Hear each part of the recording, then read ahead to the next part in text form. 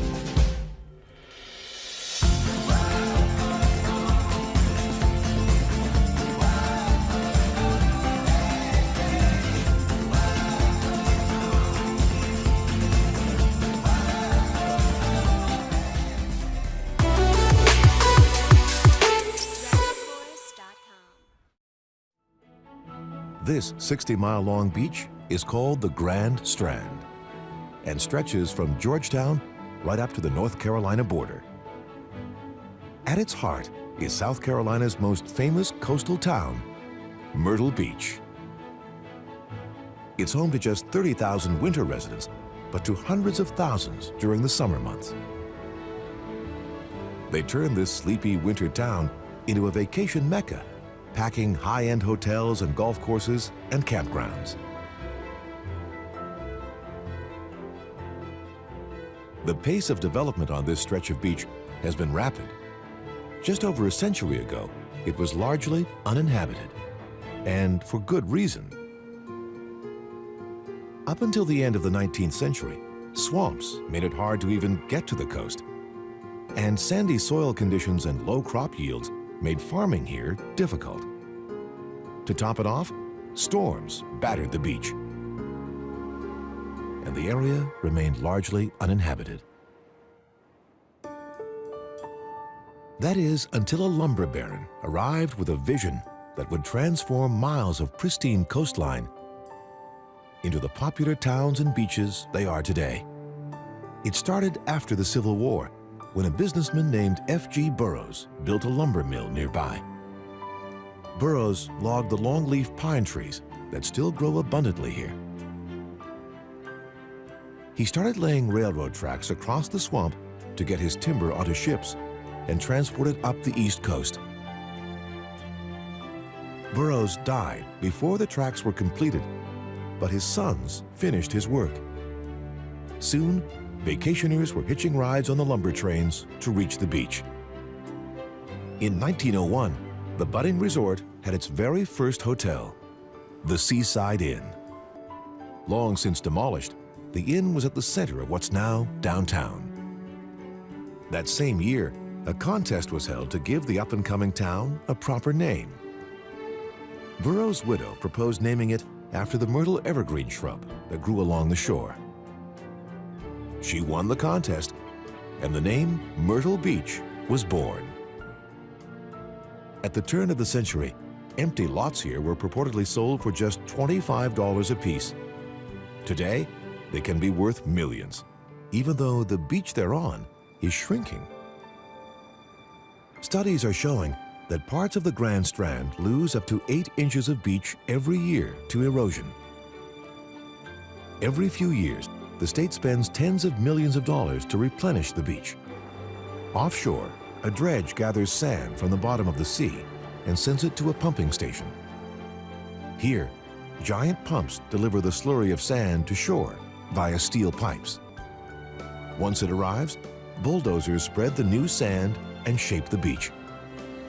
An amphibious tripod armed with GPS, known as the crab, allows surveyors to map the shoreline and carefully determine how much new sand is needed.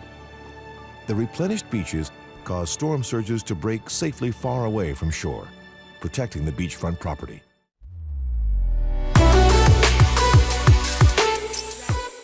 Welcome to San Francisco. This is the second most densely populated city in America, second only to New York City.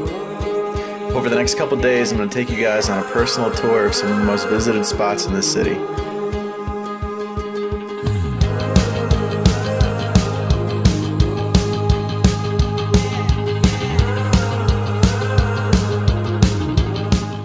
Today we're going to check out the Fisherman's Wharf. This place gets its name from the early 1800s when it was flooded with fishermen that were feeding all of the gold miners in the whole area, and most of the city of San Francisco itself. Here you can see the sea lions. You can take a boat over to Alcatraz. You can see tons of shops, souvenirs, great restaurants.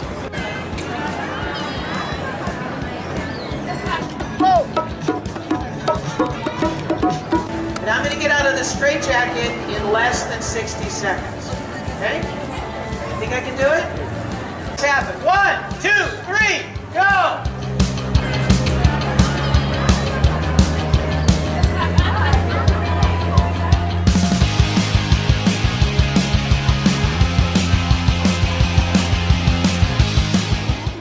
Here on Pier 39 in the Fisherman's Wharf, there's been a migration of sea lions, which have migrated from an area called Seal Rock in about 1989.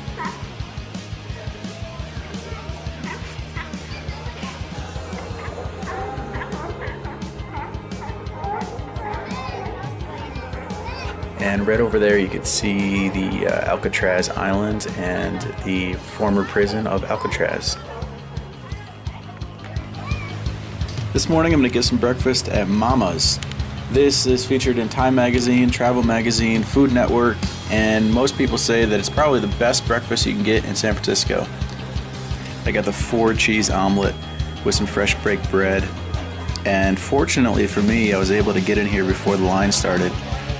Normally the lines wrap around the building, so you usually have to wait for an hour or two to get in here. This is the Coit Tower. This was built on the highest point of land here in San Francisco.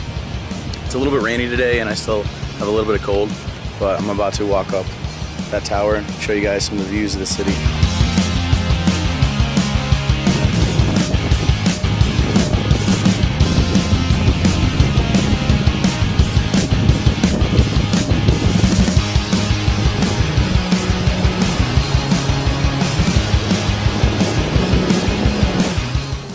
Most of San Francisco is full of residential homes on a hill, as you can see. But they have some beautiful alleyways here, side walkways between the streets.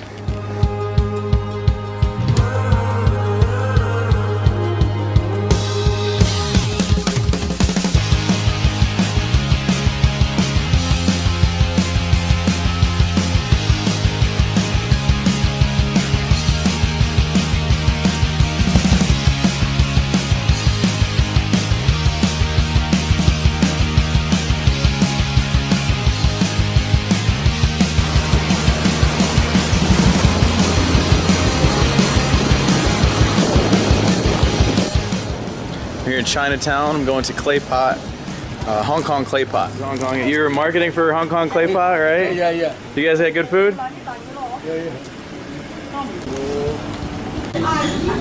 I got some prawns, steamed greens, and rice. And green tea, of course.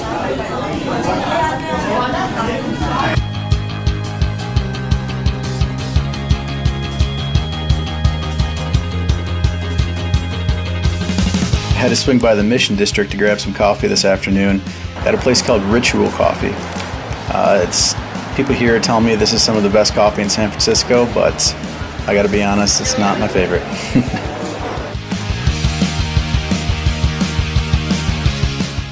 I'm headed over the Golden Gate Bridge, I decided to stop by this little outcropping of land called Treasure Island.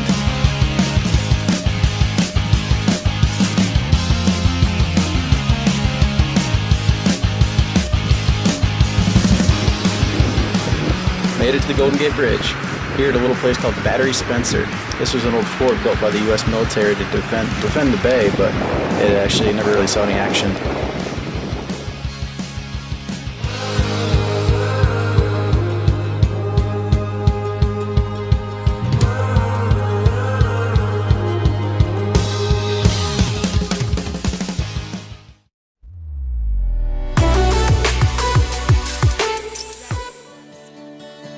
Orlando is centrally located in the state of Florida, with the Atlantic Ocean to the east and the Gulf of Mexico to the west. With over 2 million people, Orlando is the state's third largest metropolis.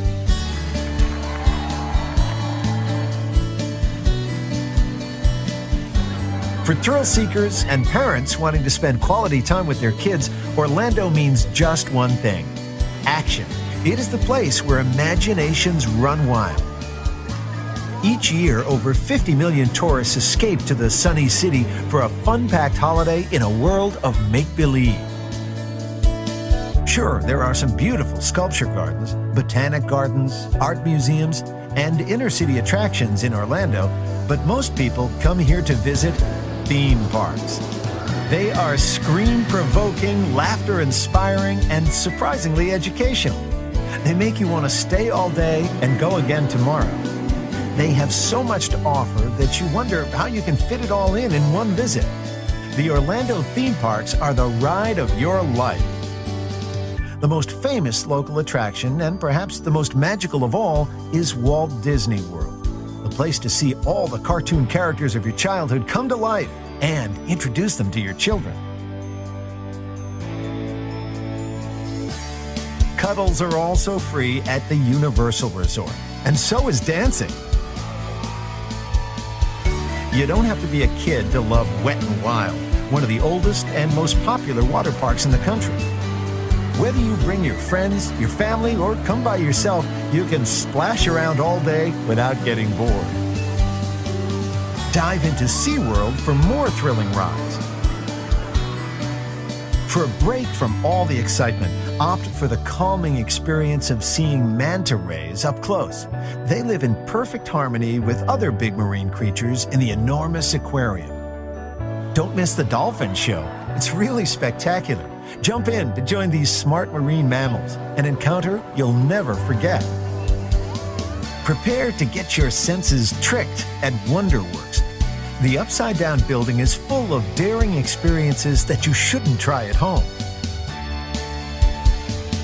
Legoland, down south in the Winter Haven area, is a supersized display of what can be achieved if you had thousands of the plastic building blocks we all grew up with. Imagine building a whole city. Zoom around in a tiny car, watch a Lego theater show, and admire the miniature replicas of big Florida highlights, such as the Kennedy Space Center. The actual Space Center is to the east of the city on Merritt Island. Go and check out giant rockets and meet an astronaut. It's the only place in the world where you can tour the launch areas of space shuttles. To learn about the local wildlife, step inside Gatorland. It's your chance to see these large reptiles up close and personal, including these extremely rare white alligators. Watch a nerve-wracking crocodile wrestling show, or see you later, alligator. Check out the less dangerous species in the Wildlife Reserve. Whiz kids will be drawn to the Science Center, where they can discover the inner workings of magnetism, electricity, and gravity. There's a lot to learn here. Florida is the Sunshine State, and Orlando offers year-round outdoor entertainment. The summers are steamy, and temperatures hardly ever drop to freezing point in winter. Yet, there is no cooler place than the Universal Studios, where the wizarding world of Harry Potter and the incredible superheroes of your comic books come to life. At night, the Universal Orlando Resort lights up with neon signs that'll point you to the many restaurants and live shows. Come to Orlando for the family vacation of a lifetime. With all its natural beauty and theme parks, the city has something to offer for everyone.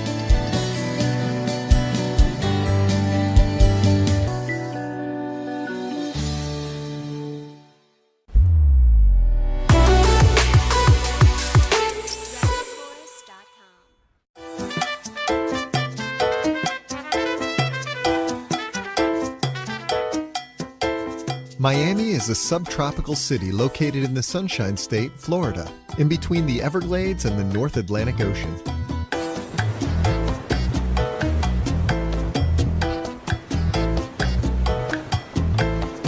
Flying in over Biscayne Bay, you can spot the wonderful beaches that attract nearly 14 million visitors each year. Welcome to Florida's cultural center and the diverse mix that represents Miami. The palm tree-lined city is known for its stunning beaches, Art Deco district, Latin culture, and 24-hour lifestyle.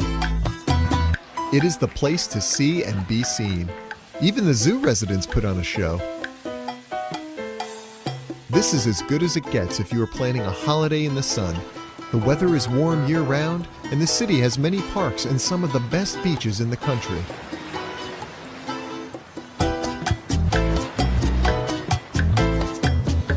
Miami is a cultural melting pot that attracts people from the colder north. Its mainly Hispanic residents and influx of South American visitors add Latin rhythm and Cuban cuisine to the mix. Away from the oceanfront, there is also an artistic, cultural side to this magic city. Find theaters on the Miracle Mile in Coral Gables, and modern art galleries downtown. Take in the moving sight of the Holocaust Memorial in Miami Beach, or watch the muralists at work in the Wynwood Arts District in the city's north. South of the city center stands a century-old landmark, the Vizcaya Museum. Step back in time in this opulent mansion with atrium and gardens and enjoy idyllic views of the bay. Across from here is the Seaquarium, where marine mammals will amaze you with their clever tricks. This is where Flipper lived, the smart dolphin from the TV show.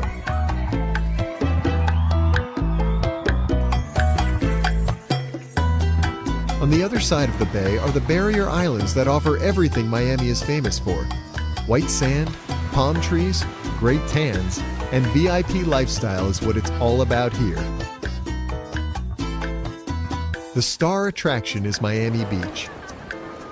Its bustling promenade, dream cars, sun-adoring beach lovers, and colorful lifeguard towers have Miami written all over it. Touring on a sightseeing bus is a fun way to see the cultural and architectural hotspots on the island. Find hundreds of historic buildings in the pre-World War II Art Deco district in South Beach, which you can call SoBe once you're in the know. Take some time to stop at Lincoln Road Mall to browse the shops and markets. On your way back to the mainland, visit Jungle Island, where inquisitive wildcats and Florida's iconic pink flamingos are curious to meet you. Closer to the Everglades is another lush zoo, but this one is mainly for primates. Monkey Jungle's residents love hauling up the food you leave them and even collect treats from your outstretched hands. If you're lucky, you may receive some hugs and kisses as a reward.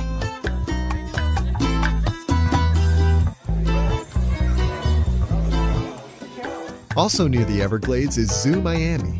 It has cageless habitats with only a moat between you and the local species and more exotic animals.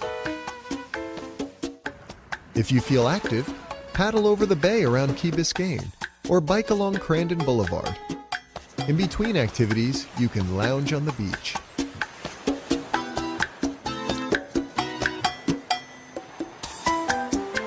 Miami is one of those dream destinations that appeals to everyone. Its beach and party culture attracts singles, while couples will find romance in the alfresco restaurants and on the boulevards.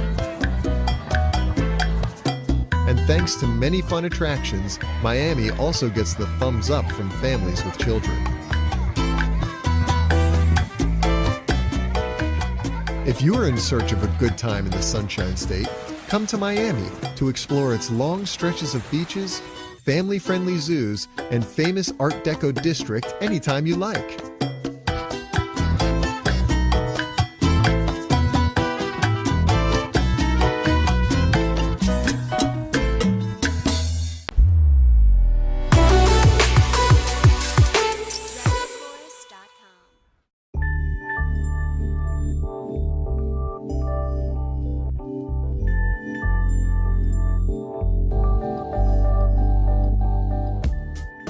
Planning a holiday in London?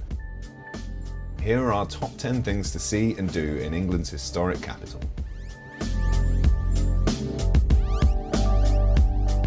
West End. This is tourist land. Here you can find everything from museums to famous sites and of course London's famous West End theatres. With so much on offer you'll find something to entertain everyone. Buckingham Palace. Built over 300 years ago, the palace is the official home of the British monarchy. If you have not been lucky enough to receive an invite to the Queen's Garden Party this year, then you will be able to take the tour of the palace for a small fee. The Tower of London and London Bridge. One of the city's most historic sites and the resting place of the Crown Jewels, the Tower of London is well worth a visit. See the Traitors' Gate, pose for a photo with the famous Beefeaters, and of course take a walk across Tower Bridge. South Bank and London Eye. This 2-mile stretch of the Thames is home to a wealth of art and culture, including some of London's most famous galleries. If the tide is right, then you can enjoy a walk along the Thames bed, and if you want to see all of London in 30 minutes, then take a ride on Europe's tallest Ferris wheel, the London Eye. Science and Natural History Museums. Still free to enter, both the Science Museum and the Natural History Museum have something to offer everyone. From automotive history to animatronic dinosaurs, the Kensington Museums will entertain and educate in equal measures.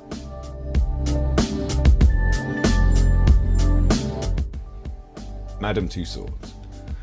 Walk among celebrities, historical figures and notorious criminals alike in London's original waxwork museum. Word of warning though, if you don't have the patience for lengthy queues, this one may not be ideal for you.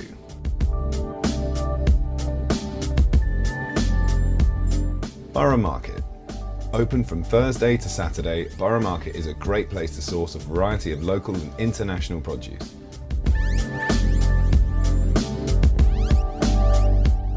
Hyde Park. Divided in two by the Serpentine River, Hyde Park is one of London's largest parks. A place for relaxation, it's the perfect way to unwind. Swim in the Lido, take a boat out on the lake, or even subject yourself to the opinions of whoever happens to be on their soapbox at Speaker's Corner.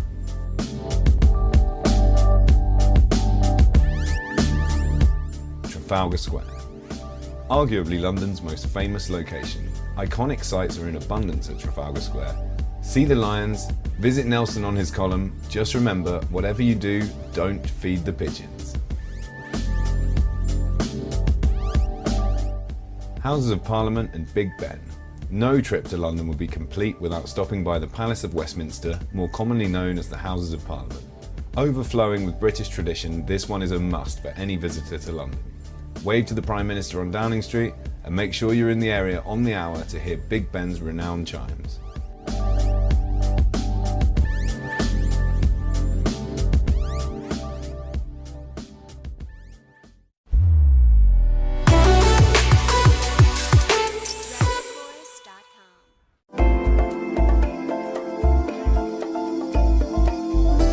The Mexican resort city of Cancun is situated in Yucatan, a peninsula bathed by the warm waters of the Caribbean Sea.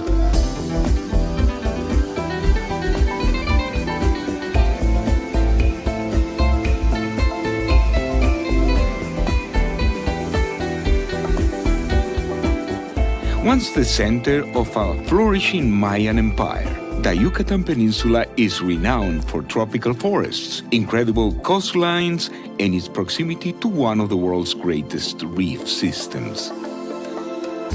The ancient Mayans worshipped the sun god Quinichahau. Centuries later, it's again the sun that has revived the fortunes of this incredible land. Once a sleepy fishing village, now millions of visitors come each year to Cancun to pay homage to the Yucatan sun and night. Cancun's beaches line a 15-mile-long sandbar known as Isla Cancun. It's here, along the zona hotelera, that mankind's newest sun temples have risen. The sand on Cancun's beaches has a unique property that allows it to stay cool, no matter how hot the weather. The locals call it air-conditioned sand, a gift from the gods. The Yucatan Peninsula abounds with such gifts. At the Acuario Interactivo, get close to the ocean's gentle guardians, the dolphins. They may even sing San Mariachi for you. When it's time to drag yourself away from the dolphin pools, head to the northern end of the Hotel Zona to Playa Tortuga. From here, the islands of Mujeres is just a 20-minute ferry ride. Step ashore and explore Captain Dulce's Maritime Museum and discover the famous pirates, explorers, and vessels which once navigated these waters. For a museum that is truly different, strap on a face mask and dive in. The Museo Subacuático de Arte consists of hundreds of life-sized eco-sculptures, many of which are based on Yucatan locals. The sculptures change over time as sea life takes up residence and will one day be completely reclaimed by nature. Yucatan was once dotted with over 40 Mayan cities, but you don't need to be Indiana Jones to discover this incredible civilization. Even in the hotel zone, you can explore this ancient world at the Mayan Cancun Museum and the temple ruins of El Rey. But to experience the greatest of all the Mayan cities, take a day trip to Chichen Itza. This vast temple complex reached its peak around the 10th century and today is listed as one of the world's 7 modern wonders. Wander across the great ball court where teams literally played for their lives. At the temple of Kukulkan, let your gaze climb the stairway to the heavens. Then visit the observatory where Mayan astrologers charted the night sky. When the sun sets, head back to town and explore Cancun's 21st century dance temples. Join travelers from all over the globe as they join together to seek out the spirit of the night.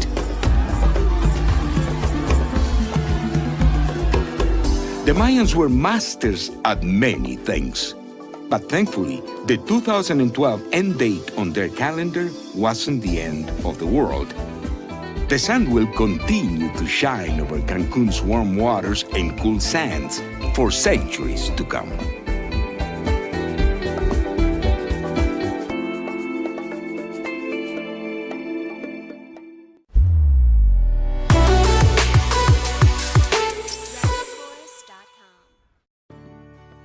Planning a visit to Rome?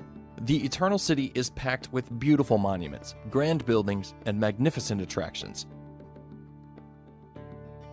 Let's start with Rome's top 10 must-visit places.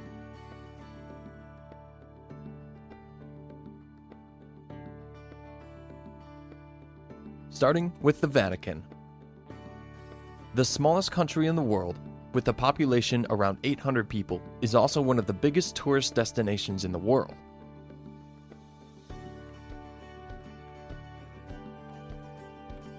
It could well take you a full day to explore all the treasures this complex holds.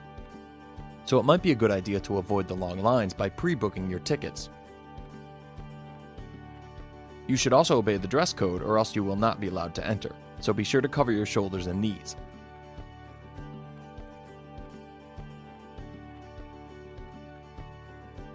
Next, let's head to the Trevi Fountains. Mainly remembered for the iconic scene from Fellini's movie La Dolce Vita, this is the biggest Baroque fountain in the city, rising 26 meters high and 49 meters wide. According to legend, if you throw a coin into the fountain, you'll return to Rome once more. Just make sure you use your right hand. Don't miss the Trevi Fountains illuminated at night, as this out-of-scale fountain is even more impressive after dark.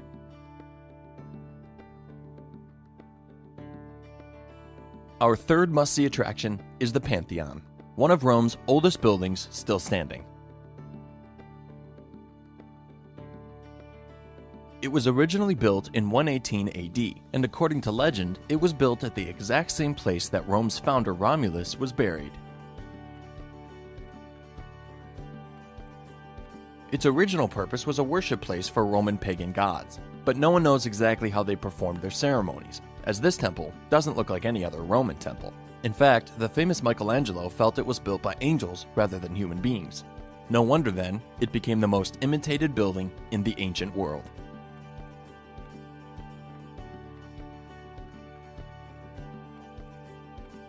Moving to another ancient landmark, it's the Roman Forum, located right at the heart of the ancient city that ruled the world for 1,000 years.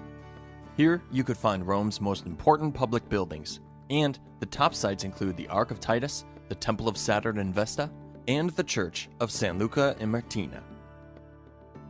The entrance tickets to the Forum include a visit to the Colosseum.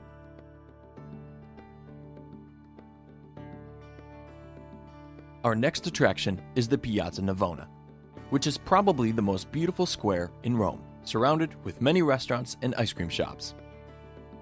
The piazza also presents 3 different fountains. The most important one is the Fountain of 4 Rivers. Designed by Bernini, the fountain shows 4 figures which represent the Nile, the Ganges, the Danube, and Rio de la Plata. Another worthwhile attraction in the piazza is the St. Ignace Church, which is considered to be one of the most important Baroque masterpieces of the city.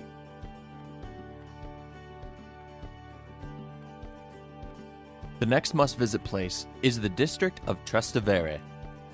This area is the international district of the city since Roman days, and even today, this area attracts most of the foreigners who've made Rome their home.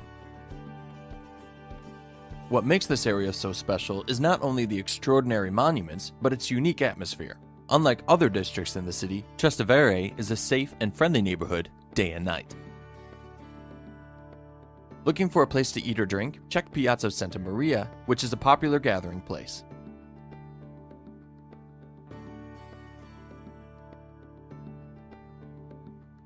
Attraction number 4 is Testaccio, named after the 8th hill of Rome, which is actually an artificial man-made hill. Stretching along the Tiber River, this area is all about the authentic vibe of modern Rome. It is also the place to find the supporter club for the city's football club, AS Roma. Testaccio is packed with great restaurants and bars, popular among locals, making it a perfect area for a great night out.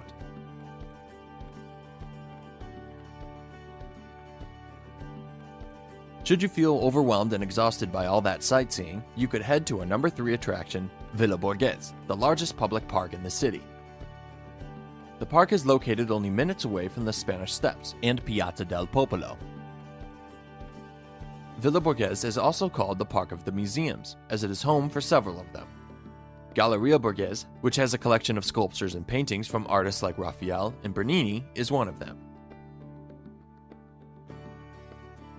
Other museums in the park include Galleria Nazionale and Museo Nazionale Etrusco, which presents pre-Roman objects. Next to the park, you can find our next landmark, the elegant Via Veneto. For those who love shopping, Via Veneto has been considered for years to be the most expensive shopping street in Rome. If shopping is not your thing, you might want to enjoy some coffee at one of the many cafes along the street, or walk towards Piazza Barberini to view the Fountain of Triton, designed by Bernini, and to visit the fascinating Capuchin Church and its crypt decorated with the bones of 4,000 monks. And finally, our last must-visit attraction is one of the world's most famous buildings, the Colosseum. It is a very popular tourist destination, so expect long lines in peak seasons and weekends. Our tip is to plan your visit in the late afternoon hours, which are less busy. This amazing amphitheater used to successfully host 55,000 Romans who enjoyed the competitions between slaves and prisoners. The shows used to run one by one until the ground became too soaked with blood.